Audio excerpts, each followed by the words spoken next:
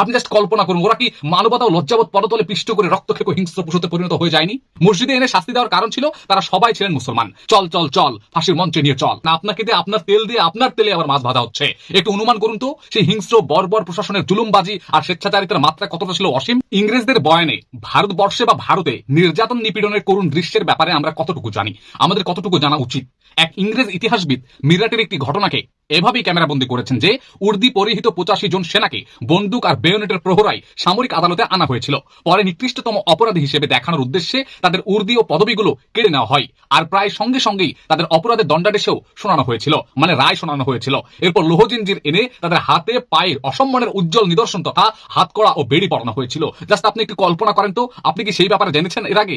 দৃশ্যটি দেখে বাকি জওয়ানরাও প্রভাবিত হয়ে পড়ে সঙ্গে সঙ্গে। তারা সঙ্গী সাথীদের দুঃখজনক এই পরিণতি দেখে নিজেদের ভবিষ্যৎ অনুরূপী কল্পনা করেছিল, তাদের জন্য হৃদয় রক্তক্ষরণ অনুভব করেছিল। এই হতভাগাদের মধ্যে কতিপয় সদস্য নিজ নিজ প্লাটুনে ছিল অত্যন্ত জনপ্রিয়। তাদের সাথীরা জানতো এই হতভাগারা কয়েকবার ব্রিটিশের সাহায্য সহযোগিতায় নিজেদের মৃত্যুর মুখে নির্দ্বিধায় ঠেলে দিয়েছিল। জাস্ট আপনি একটু কল্পনা করেন, আমার কথাগুলো এভাবেই শোনার চেষ্টা করুন। কিন্তু ওরা হাত উঁচিয়ে নিঃশর্ত ক্ষমা চাওয়ার পরেও যখন জীবনের ব্যাপারে আশাবাদী হতে পারেনি, সর্বোপরি নিজেদের যখন সাথীদের নির্জীব ও কাপুরুষ অবস্থান দেখে ওদের পৌরুষ আর আত্মমর্যাদা বোধের শেকল ধরে নাড়া দিচ্ছিল, তাদের ঝাঁকি দিয়ে জাগানোর চেষ্টা করেছিল, ঠিক তখন নিশ্চয়ই সেখানে এমন কোনো হিন্দুস্তানি জওয়ান ছিল না যে তার অন্তরে হতাশা, ঘৃণা, বর্বরতা আর প্রতিশোধের মিশ্র অনুভূতির স্পন্দন অনুভব করেনি। জাস্ট আপনি একটু কল্পনা করেন আমার কথাগুলোর সঙ্গে মেলানোর চেষ্টা করুন সেই সময়কার ইতিহাসে ঘটে যাওয়ার বিভিন্ন কাহিনী। যার পায়ের পাতার রক্ত ফিনকি দিয়ে মাথায় উঠেনি, কিন্তু তাদের মাথার খুলির দিকে তাক করা বন্দুকের নল আর গোলা সেনাদের হাতে থাকা খঞ্জরের ভয়ঙ্কর ঝলকানি সে অনুভূতিকে ভোতা বানিয়ে দেয়। পরে কয়েদিদের যেসব ছেলে নেওয়া হয়েছিল সেগুলোর দায়িত্ব ছিল তাদেরই সঙ্গীদের উপর, তাদেরই সাথীদের উপর। জাস্ট আপনি কল্পনা করেন, আপনাকে দিয়ে আপনার তেল দিয়ে আপনার তেলে আবার মাছ ভাজা হচ্ছে। একটু অনুমান করুন তো, সেই হিংস্র বর্বর প্রশাসনের জুলুমবাজি আর স্বেচ্ছাচারিতার মাত্রা কতটা ছিল অসীম, আর হিন্দুস্তানিদের অসহায়তার পর্যায় ছিল কতটা বেদনাদায়ক, ভয়ঙ্কর।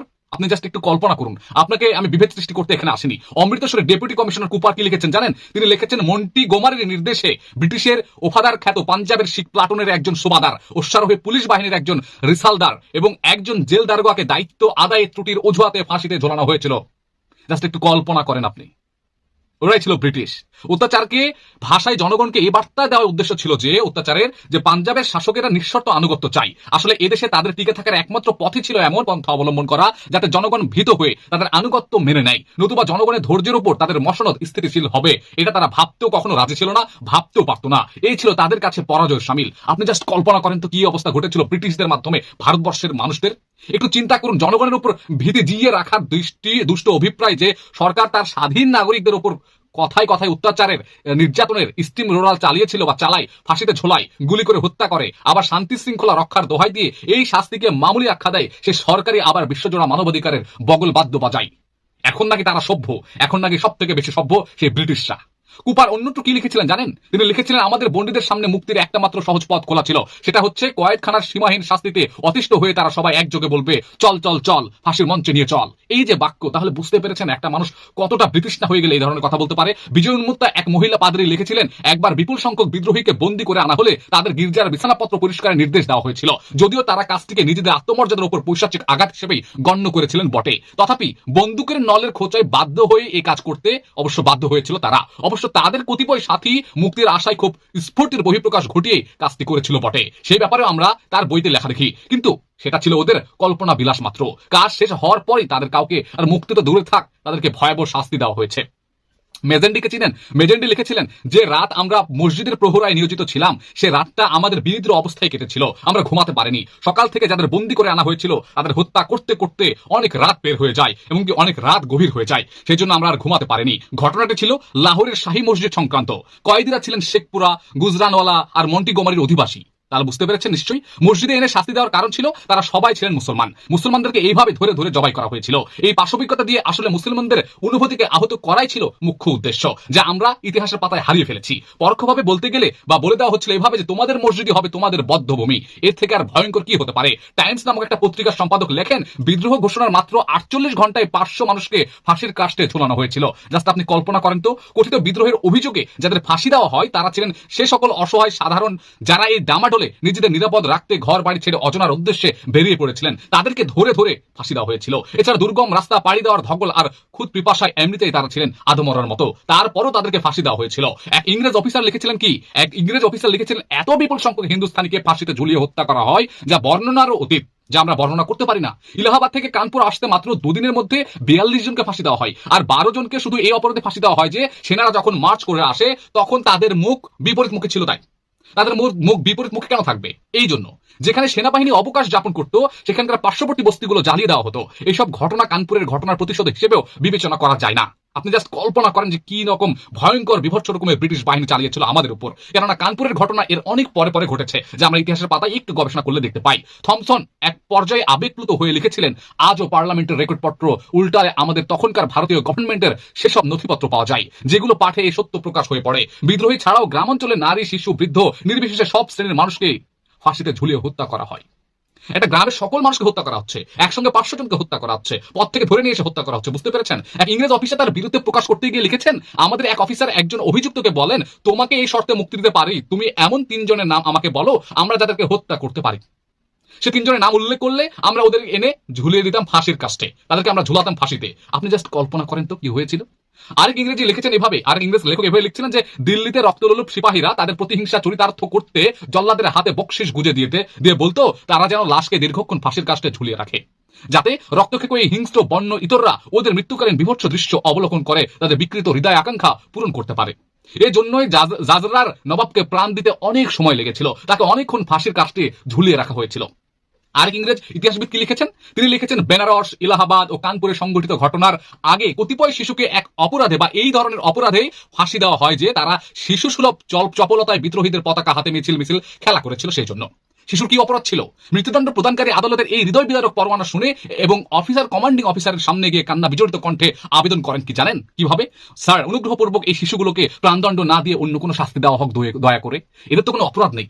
কিন্তু কি হয় নির্মম পরিহাস, তারা সেদিন তার কান্না একদম ভেসে গেছিল, কিন্তু লাভ হয়নি। শুধু এই ঘটনায় নয়, এই ধারাবাহিকতায় এমন অনেক ঘটনা রয়েছে লুকিয়ে, যেখানে প্রহসনমূলক আদালতে যাওয়ার পরেও কোনো কাজ হয়নি, যাওয়ার পরেও কোনো গরজ দেখানো হয়নি, বরং সন্দেহ হওয়া মাত্রই গুলি করে হত্যা করেছে, নয়তো ফাঁসির কাস্টে ঝুলিয়েছে, নয়তো অত্যাচার করে তাকে মেরে ফেলেছে। থমসন আবেগপ্রবণ হয়ে লিখেছেন, ফাঁসি দিতে স্বেচ্ছাভিত্তিক কেন্দ্র বানানো হয়। এই স্বেচ্ছাকর্মীরা যখন ফাঁসি দেওয়ার গরজে প্রত্যন্ত অঞ্চলে যেত, তখন দেখা যেত তাদের কাছে ফাঁসি দেওয়ার পর্যাপ্ত পরিমাণ সরঞ্জাম নেই, এত মানুষকে ফাঁসি দিতে হবে। তাই অনুরূপ তাদের অনেকেই ফাঁসি দেওয়ার কলাকৌশল সম্পর্কেও ছিল অনভিজ্ঞ। এক স্বেচ্ছাকর্মী তার বিজয়ের গর্ব প্রকাশ করতে গিয়ে বলে ফেলেছে, আমরা ফাঁসি দিতে সাধারণ বড় আম গাছ আর হাতি ব্যবহার করতাম। অর্থাৎ অভিযুক্তকে হাতিতে চড়িয়ে আম গাছের নিচে নিয়ে যেতাম, পরে তার গলায় রশি লাগিয়ে হাতিকে হাঁকিয়ে দিতাম। ফলে অভিযুক্ত লোকটি তপড়াতে এবং ধরপড় করতে লাফাতে প্রাণ বিসর্জন হয়ে যেত তার। অনেক সময় ঝুলন্ত লোকটি ইংরেজি 8 সংখ্যার মতো কুকুরে যেত। বুঝতে পেরেছেন 4-এর মতো বা 8-এর মতো কি অবস্থা হতো?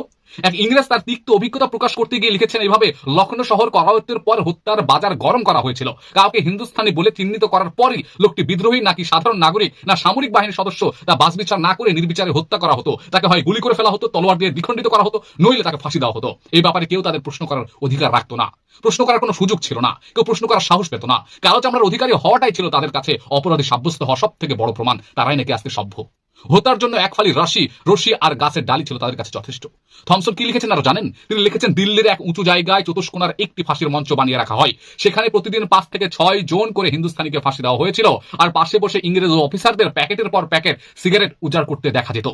তারা সিগারেট খেত আর আমাদের ভাই বোন বা সকলকে একটার পর একটা হত্যা করা হতো ফাঁসির কাছে। নিকেলসন এডওয়ার্ডের কাছে এক চিঠিতে লেখেন, দিল্লিতে ইংরেজ নারী ও শিশুদের হন্তারকরদের শায়েস্তা করতে আমাদের কাছে এমন একটা আইন থাকা চাই, এমন একটা আইন তৈরি করতে হবে যা এদের পুড়িয়ে মারার অনুমতি আমাদের থাকবে। আমরা যখন ইচ্ছা তখন যাদেরকে ইচ্ছা তাদেরকে পুড়িয়ে মারবো, অথবা তাদের জীবন্ত শরীর থেকে মাংস আর চামড়া তুলে ফেলতে অনুমতি যেন দেওয়া হয়, বা এরকম যেন আইন থাকে, কিংবা গরম লোহর শলাকা দিয়ে দাগিয়ে ওদের হত্যা করতে বলবে। এই জালিমগুলোকে শুধু ফাঁসি দিয়ে হত্যা করতে হবে, অন্য কোনো পন্থায় নয়। এমনটা ভাবতেও আমাদের কষ্ট হয়। হাই, আমি যদি পৃথিবীর কোনো অজানা প্রান্তে চলে যেতাম আর মন উজাড় করে তাদের শাস্তি দিতে পারতাম, তাহলে কতই না কি হতো। জাস্ট আপনি কল্পনা করেছেন আমরা কাদের আজকে দাস হয়ে গেছি? সভ্যতা ও চরিত্রের নমুনাটুকু প্রত্যক্ষ করুন দয়া করে। আপনি জাস্ট কল্পনা করুন, ওরা কি মানবতা ও লজ্জাবোধ পদতলে পিষ্ট করে রক্ত খেকো হিংস্র পশুতে পরিণত হয়ে যায়নি? তারা কি পশুর থেকে ভয়ঙ্কর হয়ে যায়নি? থমসন আরেকটু এগিয়ে গিয়ে লেখেন, নিকেলসনকে তার আশা পূরণ করতে বেশি দিন অপেক্ষা করতে হয়নি, তার আশা অতি দ্রুতই পূরণ হয়ে গিয়েছিল। মিউবেরি থমসন তার কতিপয় কয়েদিকে বেদনাদায়ক অবস্থার বর্ণনা সংবলিত এক চিঠিতে হ্যাস ক্যাটনকে লিখেছিলেন এভাবে যে, বিকেলের দিকে এক শিখ আরদালি আমার তাঁবুতে এসে অভিবাদন পূর্বক আমাকে উদ্দেশ্য করে বলে, স্যার, বন্দীদের সঙ্গে কি ধরনের আচরণ করা হচ্ছে, নিশ্চয়ই আপনি সেটা দেখতে চান। কথাটা শুনে তৎক্ষণাৎ বন্দীদের তাঁবুর দিকে সকলে তাকালো বা গেল। সেখানে গিয়ে হতভাগা মুসলিমদের অন্তিম মুহূর্তের সেই হৃদয় বিদারক অবস্থা দেখা গেল। তাতে একেবারে তিনি হতভম্ব হয়ে গিয়েছিলেন। থমসন লেগে গিয়েছিলেন। দেখতে পেয়েছিলেন এভাবে তাদের সম্পূর্ণরূপে উলঙ্গ করে অন্ডুকাশগুলোকে কোষে কোষে বাঁধা হচ্ছে এবং তামার তপ্ত শলাকা দিয়ে শরীরের বিভিন্ন অঙ্গে দাগানো হচ্ছে।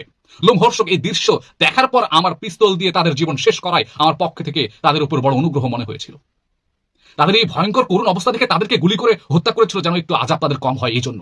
এক জায়গায় এসে থমসন দারুণভাবে খেপে যান। সত্য প্রকাশের বিপুল তাড়নায় তিনি লেখেন, এক প্রত্যক্ষদর্শীর বিবরণ হলো কয়েদিদের পোড়া মাংসের গন্ধে পরিবেশ ক্রমে বিষিয়ে উঠেছিল, তাদেরকে পোড়ানো হচ্ছিল জীবন্তই। হায় রে সভ্যতা, কি সভ্যতা আমাদেরকে শিখাচ্ছে। 19 শতাব্দীর যে মুহূর্তে পাশ্চাত্য জগৎ সভ্যতা ও মানবতা বোধের ঢোল পেটাচ্ছিল, সেই অভিশপ্ত ক্ষণই দেখা যাচ্ছিল কিছু মানুষেরই জ্বালানো আগুনে পুড়ে মরছে, আর শিখ ও ইংরেজ অফিসাররা পাশেই টুলিতে বসে অত্যন্ত শান্তশিষ্ট ভাবে এই নারকীয় দৃশ্য উপভোগ করে চলেছে দিন রাত। এ যেন ছিল তাদের কাছে বিনোদনের একটা অংশ, এ যেন ছিল তাদের কাছে আনন্দ মুহূর্তের একটা অংশ। এডওয়ার্ড থমসন আরো লিখেছেন এভাবে, এসব ঘটনার ফলে মস্তিষ্ক এমনই প্রভাব পড়েছিল যে নবাব মাইনুদ্দিন লেখা এত সংক্রান্ত গ্রন্থটি পড়তেও মানুষ ভয় শিউরে উঠত, মানুষ পড়তে চাইতো না কি না কি লেখা আছে বলে। অথচ আজ অব্দি তখনকার বাংলার গভর্নরের সরকারি রেকর্ডপত্রে এমন সব দলিল সংরক্ষিত আছে যেগুলো দেখলে প্রতীয়মান হয় ইংরেজরা অধিক হারে এইসব শাস্তি আরোপ করত। আপনি জাস্ট আপনি নিজেকে একটু কল্পনা করেন তো, কি একটা ঘটনা ঘটেছিল, কি একটা ঘটনা দেখা দিয়েছিল। এই উপমহাদেশে, এই ভারতবর্ষে ব্রিটিশরা কি ধরনের পাশবিক নির্যাতন চালিয়েছিল, পাশবিক অত্যাচার চালিয়েছিল, কি নির্মমতা চালিয়েছিল আমাদের উপরে। আপনি জাস্ট কল্পনা করুন। তাদের মজার ছলে তারা ফাঁসি দিত মানুষকে, মজার ছলে তারা মানুষকে আম গাছ থেকে ঝুলিয়ে দিয়ে হাতি দিয়ে টান দিয়ে তাদের ফাঁসি দিত, মজার ছলে তাদেরকে তাদের অন্ডকোষ বের করে ফেলতো, তাদের সেগুলোকে বেঁধে তাদের উপরে তামা বা লোহার ওই রক্তাক্ত গরম দিয়ে ওই লোহাদের দাগ দিত। জাস্ট আপনি কল্পনা করেন কিভাবে কিভাবে শাস্তি দেওয়া যায়, কতভাবে শাস্তি দেওয়া যায়। সেই প্রক্রিয়াগুলোর কোনোটাই অবশিষ্ট ছিল না সেই ইংরেজদের আমলে। বাংলাদেশ থেকে শুরু করে বাংলাদেশ, ভারত, পাকিস্তান পর্যন্ত ভারতবর্ষে যতগুলো এলাকা ছিল সকল মানুষের উপর তারা অত্যাচার চালিয়েছে। এইভাবেই প্রত্যেকটা দিন এরকমও ছিল যে 500 জন 600 জন মানুষকে তারা একই রাতে ফাঁসি দিয়েছিল। ভালো থাকবেন, সুস্থ থাকবেন। আমার এই বকবক শুনতে ভালো লাগলে সঙ্গে থাকবেন।